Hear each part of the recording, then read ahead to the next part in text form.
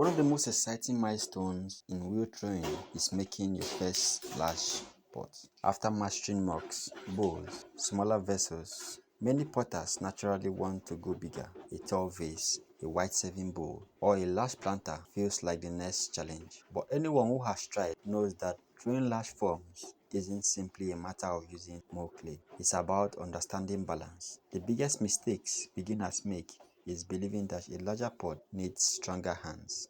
But in reality, larger forms require gentler, more controlled movements. As the wall becomes taller, the weight of the clay increases and every movement is magnified. A small mistake might go unnoticed on a mug can become a major problem on a large vase. That's why preparation becomes even more important.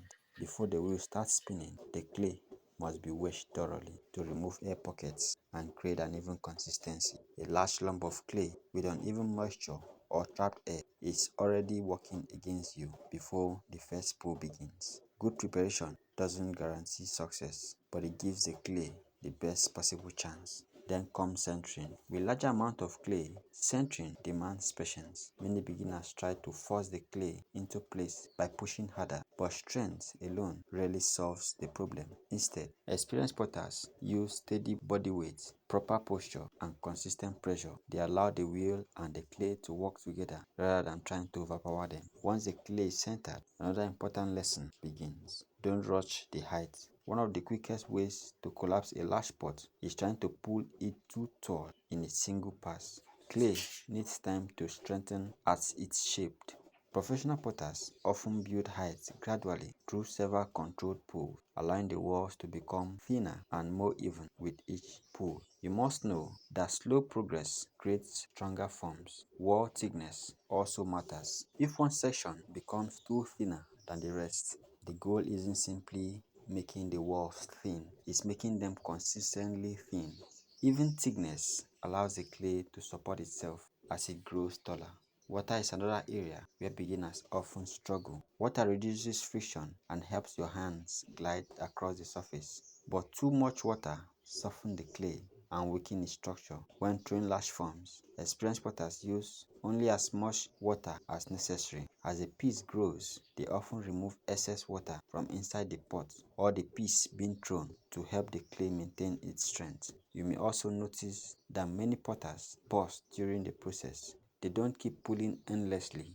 Sometimes they stop to compress the rim, check the shape, or simply observe the form before making the next move. These pauses aren't signs of hesitation, they are signs of experience. A few moments spent evaluating the pot can prevent mistakes that are impossible to fix later.